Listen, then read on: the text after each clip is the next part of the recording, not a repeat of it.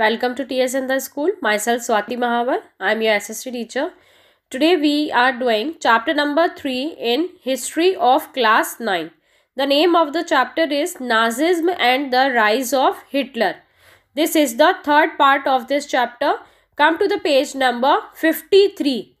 Come to the page, second paragraph of this page. Political radicalization was only heightened by the economic crisis of 1923. Germany had fought the war largely on loans and had to pay war reparation in gold. अब Germany को क्या हुआ था, first world war के and तक उनको बहुत ज़्यादा क्राइसिस, इकोनॉमिक क्राइसिस वहाँ पर आ गया था. बहुत ज़्यादा इकोनॉमिक प्रॉब्लम उनके लिए क्रिएट हो गया था. जो लोन्स उन्होंने लिए थे उन लोन्स का रीपे उनको किसके अंदर करना पड़ा, गोल्ड के फॉर्म में करना पड़ा. तो जितना भी गोल्ड रिजर्व उनके पास था वो सारा उनका गोल्ड रिजर्व लोन्स को रीपे करने के अंदर चला गया. This depleted gold reserve at a time resource were scarce. वैसे ही उनके पास रिसोर्सेस नहीं थे और जो बचा कुचा उनके पास गोल्ड रिजर्व था वो भी उनका चला गया था. In 1923, Germany refused to pay and the French occupied its leading industrial area route to claim their coal.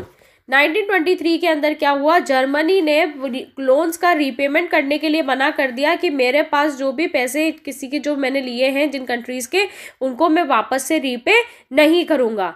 ये सुन के फ्रेंच ने क्या बोला कि आपका जो इंडस्ट्रियल एरिया है रूर, तो जर्मनी का जो इंडस्ट्रियल एरिया था रूर, उसको उसने अपने अंडर ले लिया, अपने कंट्रोल में उसने ले लिया. किसने? फ्रेंच ने. Germany retaliated with passive resistance and printed paper currency recklessly. अब जर्मनी ने क्या सोचा कि मैं पेपर करेंसी बहुत अच्छी अमाउंट में निकाल देता हूँ, बहुत ज़्यादा अमाउंट में निकाल देता हूँ, जिससे क्या होगी, पैसों की जो कमी आ रही है, जो मनी का जो क्राइसिस आ रहा है वो क्या हो जाएगा, सॉल्व हो जाएगा. With too much printed money in circulation, the value of the German mark fell. अब जैसे मनी सर्कुलेशन बढ़ा इकोनॉमी के अंदर, वैसे ही उसकी करेंसी की जो वैल्यू थी वो कहाँ चली गई, डाउन चली गई, वो कम हो गई. In April the US dollar was equal to 24,000. अप्रैल के अंदर जो करेंसी थी जर्मनी की वो किसके अंदर थी, 24,000 US डॉलर मार्क्स. अब जो US डॉलर था वो जुलाई के अंदर कितना हो गया, 353,000 मार्क्स. यानी कि जर्मनी की जो करेंसी थी उसकी वैल्यू और ज़्यादा कम हो गई. अब एक US के लिए उनको कितना देना पड़ता था, 353,000 marks. In August 4,621,000 marks and at दिसंबर तक आते आते उनकी करेंसी की वैल्यू कितनी हो गई थी, 98,860,000 marks by December. The figure had run into trillions. और धीरे धीरे ये फिगर्स किसके अंदर आने लग गया, ट्रिलियंस के अंदर आने लग गया. यानी कि एक US डॉलर के एक्सचेंज में उनको इतना ज़्यादा अपना करेंसी मार्क्स के अंदर देनी पड़ी थी. As the value of the mark collapse, prices of goods sold. अब जैसे ही मार्क जो उनकी करेंसी थी उसकी वैल्यू कम हुई, वैसे वैसे चीज़ें क्या होने लग गई, महंगी होने लगी. The image of Germans carrying cart loads of currency notes to buy a loaf of bread was widely publicized, evoking worldwide sympathy. अब वहाँ पर लोगों ने इस तरह की इमेज बनाना शुरू कर दिया कि एक ब्रेड के टुकड़े के लिए उनको गाड़ी भर के पैसे ले जाने पड़ रहे थे, इतना ज़्यादा महंगाई वहाँ पर हो चुकी थी. This crisis came to be known as hyperinflation. और ये जो क्राइसिस वहाँ पर आया था, ये जो इकोनॉमिक क्राइसिस वहाँ पर आया था, उसको क्या नाम दिया गया, हाइपर इन्फ्लेशन का नाम दिया गया. A situation when prices rise phenomenally high. ठीक है, हाइपर इन्फ्लेशन क्या होता है, जब मनी की जो करेंसी की जो वैल्यू होती है वो बहुत कम हो जाती है और चीज़ें महंगी हो जाती है, चीज़ों की प्राइसेस महंगी हो जाती है, ज़्यादा हो जाती है, तो वो कंडीशन क्या कहलाती है, hyper inflation. Eventually, the Americans intervened and bailed Germany out of the crisis by introducing the Dewey's Plan, which revoked the terms of reparation to ease the financial burden on Germans.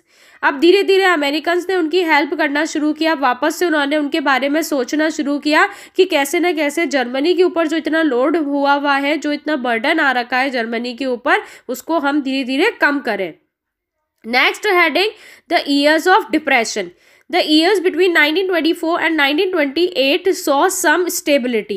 ठीक है। 1924 से लेकर के 28 तक वहाँ की economy के अंदर थोड़ा बहुत स्टेबिलिटी आया था। Yet this was built in sand, लेकिन ये सारी चीज़ें जो थी वो एक मिट्टी के ढेर के ऊपर ही खड़ी हुई थी। यानी कि जो स्टेबिलिटी उनकी कंट्री के अंदर आई थी वो सिर्फ एक रेत के ढेरे के ऊपर ही खड़ी हुई थी कि कैसे तेज हवा आए और उनकी जो स्टेबिलिटी है वो वापस से ख़त्म हो जाए। German investments and industrial recovery were totally dependent on short-term loans largely from the USA. जो जर्मन इन्वेस्टमेंट थे और जो इंडस्ट्रियल रिकवरी जो हो रही थी वो सब किसके लिए हो रही थी? सिर्फ शॉर्ट टर्म लोन्स के लिए हो रही थी, लार्जली फ्रॉम द यूएसए। और कौन कर रहा था? यूएसए ही कर रहा था। यानी कि जो रिकवरी हो रही थी इंडस्ट्रियल्स की, यानी कि जर्मनी की जो इंडस्ट्रीज धीरे धीरे यूएसए अपने कब्जे में कर रहा था, वो किस लिए कर रहा था? सिर्फ शॉर्ट टर्म के लोन्स को रीपे करने के लिए। This support was withdrawn when the Wall Street Exchange crashed in 1929.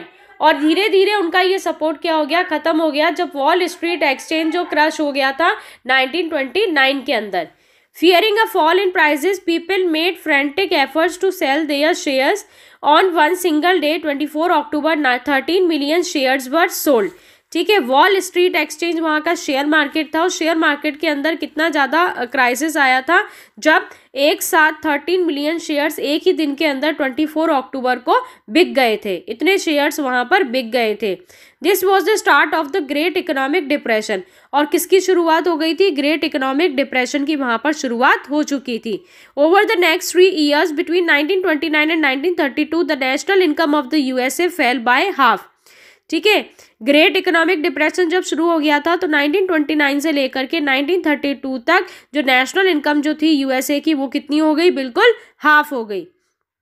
Factories shut down, factories धीरे धीरे बंद होने लगी। एक्सपोर्ट्स फेल, एक्सपोर्ट कम होने लगा। Farmers were badly hit and speculators withdraw their money from the market.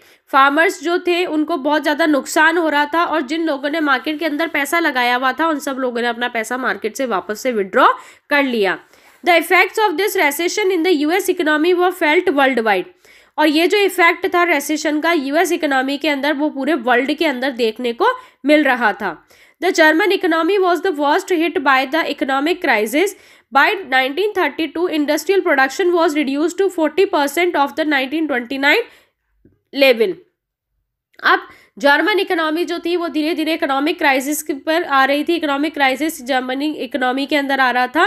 1932 के अंदर क्या हुआ? इंडस्ट्रियल प्रोडक्शन भी उनका कम हो गया, 40% हो गया था 1929 के लेवल से।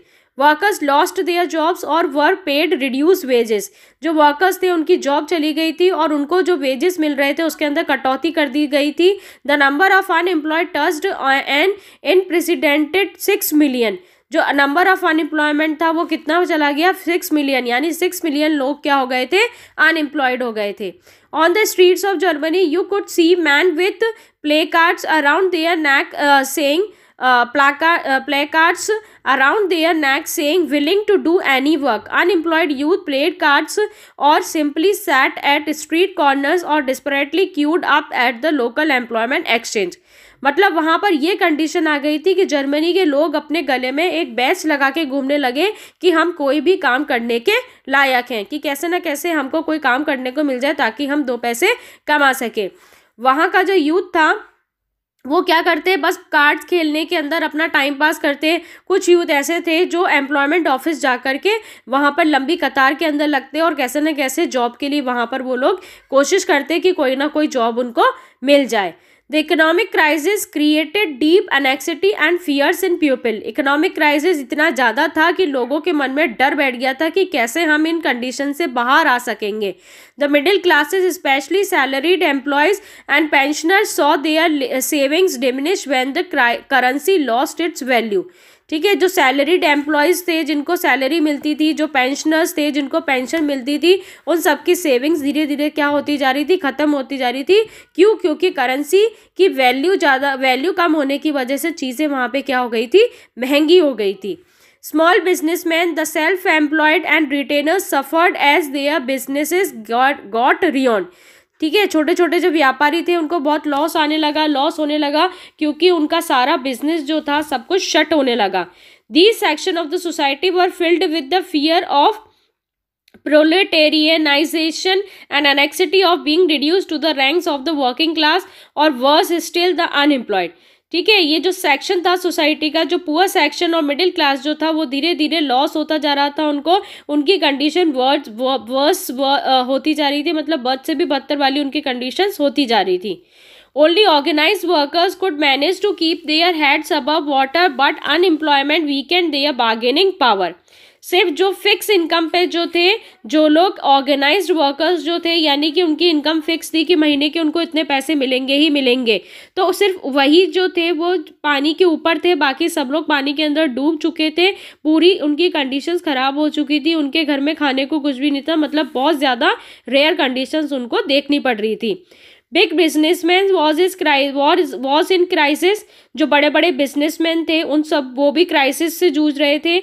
The large mass of peasantry was affected by a sharp fall in agriculture prices and women unable to fill their children's stomach were filled with a sense of deep disappear. ठीक है, agriculture prices जो थे वो धीरे धीरे क्या हो रहे थे, फॉल होते जा रहे थे, एग्रीकल्चर की प्राइसेस में बहुत कमी आती जा रही थी, और वुमेन जो थी वो इस बात को लेके बहुत परेशान थी वो कि वो अपने बच्चों का पेट नहीं भर पा रही थी, वो इतना भी नहीं कर पा रही थी कि वो अपने बच्चों को खाना खिला सके। Politically too, the Weimar Republic was fragile. The Weimar Constitution had some inherent defects which made it unstable and vulnerable to dictatorship। अब धीरे धीरे लोगों का वेमर रिपब्लिक के ऊपर से विश्वास उठता जा रहा था, लोग ये चाहते थे कि अब वेमर रिपब्लिक को हटा देना चाहिए। One was proportional representation. This made achieving a majority by one party a near impossible task, leading to a rule by collisions। ठीक है, अब मेजोरिटी क्या कहने लगी कि एक पार्टी की जगह अब यहाँ पे कितनी पार्टी आनी चाहिए, कोलिजन गवर्नमेंट यहाँ पर आनी चाहिए, यानी कि एक से ज़्यादा पार्टी यहाँ पर आनी चाहिए ताकि इस कंट्री का बहुत अच्छा और डेवलपमेंट हो सके। Another defect was article 48 which gave the president the powers to impose emergency, suspend civil right and rule by decree. एक दूसरा जो डिफेक्ट आया था, दूसरा जो प्रॉब्लम आया था वो किसकी वजह से आया था, आर्टिकल 48 की वजह से आया था। आर्टिकल 48 के अंदर क्या था, जो प्रेसिडेंट था उसके पास सारी पावर्स थी कि वो इमरजेंसी लगा सकता था कंट्री के अंदर, सिविल राइट्स लोगों के वहां पर वो हटा सकता था, यानी कि जो डेमोक्रेटिक सिविल राइट्स लोगों को मिलते हैं वो सारे राइट्स उनसे छीन लेना। Within its short life, the Weimar Republic saw 20 different cabinet lasting on an average 239 days and a liberal use of Article 48। Weimar Republic के अंदर क्या क्या हुआ था, एक तो उन्होंने आर्टिकल 48 का यूज़ कर लिया था, और उनकी जो कैबिनेट थी वो 20 अलग अलग कैबिनेट्स बना ली गई थी, जिसका एवरेज डेट कितने थे, 239 डेज के लिए ही उनकी कैबिनेट कितनी बार बदल चुकी थी, 20 बार। Yet the crisis could not be manage, इतना सब कुछ करने के बाद भी क्राइसिस वैसे के वैसे थे, कंडीशंस के अंदर कोई सुधार नहीं था। People lost confidence in the democratic parliamentary system which seem to offer no solutions. ठीक है, लोगों का जो डेमोक्रेटिक पार्लियामेंट्री सिस्टम था उसके ऊपर से पूरा विश्वास उठ चुका था, और उनको कोई भी सोल्यूशन होता हुआ नहीं दिख रहा था कि उनकी किसी भी प्रॉब्लम का कोई भी समाधान निकाला गया हो। समझ में आया आप लोगों को? ये आपका 3rd पार्ट कंप्लीट हो गया यहाँ पे। इसके आगे का जो चैप्टर है वो हम 4th पार्ट में कंटिन्यू करेंगे। ठीक है, thanks for watching and stay home, stay safe.